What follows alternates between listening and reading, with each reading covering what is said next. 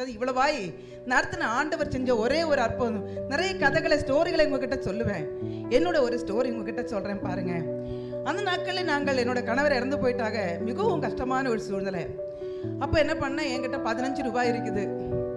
எல்லாருக்கிட்டையும் அந்த நாட்களில் என்னோட வீட்டில் மூட்டை மூட்டையா ரைஸ், நெல் விளையும் அந்த நாட்களில். இப்போ ஒன்று நல்லாவே இருக்குது, 2 கடைகள் எல்லாம் இருக்கு, நல்லாவே இருக்குது.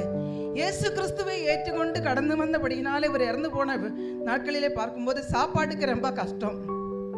ஒருவேளை சாப்பாட்டுக்கு ரொம்ப கஷ்டம்.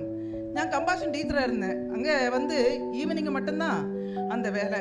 நினச்சுன்னா ஒரு 6, 7, 8 பசங்களுக்கு, நான் இங்கிலீஷ் மீடியம் ஸ்டூடெண்ட்ஸுக்கு நான் என்ன பண்ணுவேன், இந்த கம்பாஷன் அவங்களுக்கு டியூஷன் சொல்லி கொடுப்பேன்.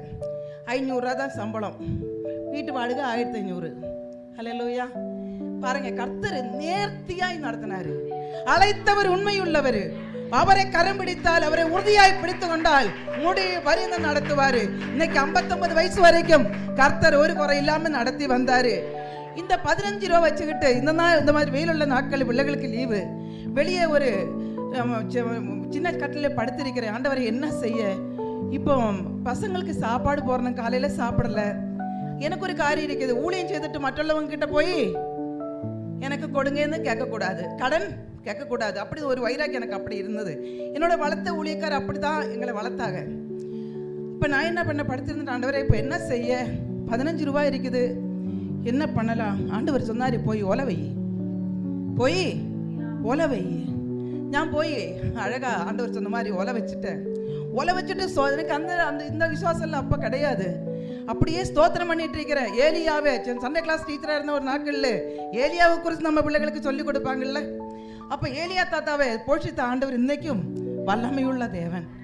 அப்படியே ஸ்தோத்திரம் பண்ணிட்டு இருக்கிற ஆண்டவரை என்ன செய்ய, மணிக்கணக்காயிருச்சு, தண்ணி வத்திருச்சு, அந்த வெள்ளை வெள்ளையா வருமே சட்டியில, அந்த சூழ்நிலைக்குள்ள வந்தாச்சு. கொஞ்சமா தண்ணி இருக்குது. என் பையனை ஓடி வந்தான், மம்மி மம்மி என்ன பண்றீங்க? நான் ஒலை வச்சிருக்கிற சாப்பாடு பாகும். நீங்க நர்ஸு தானே, நீங்க போய் வேலை செய்யுங்க. ஆண்டவர் சொன்னாரு, உன் கையின் பிரயாசத்தை நீ சாப்பிடுவாயின்னு வசனம் சொல்லுகிறது. நீங்க தானே சண்டே கிளாஸ்ல சொல்லி கொடுப்பீங்க அப்படின்னு. நான் சொன்னேன், நீ விசுவாச தேவனோட மகிமையை காண்பாயின்னு கர்த்தர் சொல்றாரு, நீ நம்பு, இன்னைக்கு ஆகாரம் வரும். அல்லேலூயா. விசுவாசத்தோட இருந்தோம். கொஞ்ச நேரம் பொறுத்து வெளியே ஒரு சத்தம் கேட்டது, சிஸ்டர் அப்படின்னு.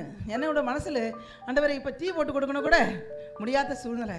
எத்தி பார்த்தேன், எனக்கு ஞானஸ்தானம் கொடுத்த என்னோட பாஸ்டர். அந்த நாட்கள்லாம் பாருங்க, பிடியரிசி போடுவாங்க. பிடியரிசி நம்ம சர்ச்சுக்கு இந்த ஒரு பிடியரிசி போடணும் பழக்கம் அப்போ இருந்தது. 1995 ஞானஸ்தானம் எடுத்தேன். அந்த நாட்களில் அந்த பிடியரி போட்டு வைப்பாங்க. ஒலையில் போடும்போது ஒரு பிடி எடுத்து வைப்பாங்க.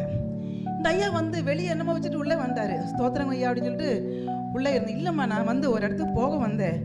சாரா சிஸ்டர் வீட்டுக்கு போகும்போது அவங்க என்ன பண்ணாங்க, கொஞ்சம் அரிசி கொடுத்தாங்க. சரி, உங்கள் வீட்டில் கொண்டு கொடுக்கலான்னு சொல்லிட்டு நான் வந்தேம்மா அப்படின்னு சொன்னார். அருமையானவர்களே, அந்த ஐயாவை கூட்டிட்டு நான் என்னோட கிச்சனுக்குள்ளே போன. ஐயா பாருங்க, அவரை கண்ணீர் வடிச்சார் என்னோட போதகர். அவர் சொன்னார், ஆண்டவர் ஜீவனுள்ள ஆண்டவர், அந்த அரிசி எடுத்துட்டு நாங்கள் ஒலை வச்சு சோறாக்கணும்.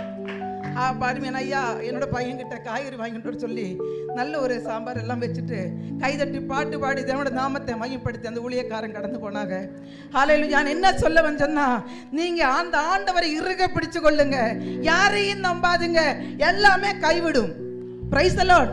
கர்த்தர் ஒருபோதும் கைவிடாத ஆண்டவர், ஒருபோதும் நம்மளை வெறுக்காத ஆண்டவர், எந்த சூழ்நிலையிலும் நம்மளை நேசிக்கிற ஆண்டவர். கவலைப்படாதீங்க, தைரியமாயிருங்க. எந்த சூழ்நிலையானாலும் சரி, அந்த சூழ்நிலைகளை கடக்க செய்யணும். தேவன் நம்மளோடு கூட இருக்கிறாரு. இம்மட்டுமாக சுமந்தாரு. உண்மையிலே சொல்றேன், அதுக்கு பிறகு ஸ்ட்ரோக் வந்தது, படுத்த படுக்கை ஆயிட்டேன். பல காரியங்கள் என்னோட வாழ்க்கையில கடந்து போனது. நான் ஒரு மலையாளி, சரியான விதத்தில் தமிழ் தெரியாது. ஆனாலும் தேவனாகிய கர்த்தர் பல இடங்களிலே கொண்டு போனாங்க.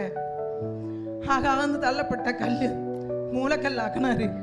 ஹல்லேலூயா. ஊழியத்திலே கர்த்தருடைய கிருபையினாலே பிள்ளைகளை வளர்க்கும்படியாக, ஒரு காரியங்களை செய்யும்படியாக என் ஆண்டவர் எனக்கு கிருபை செய்தாரு. கர்த்தர் நல்லவர். ஹல்லேலூயா.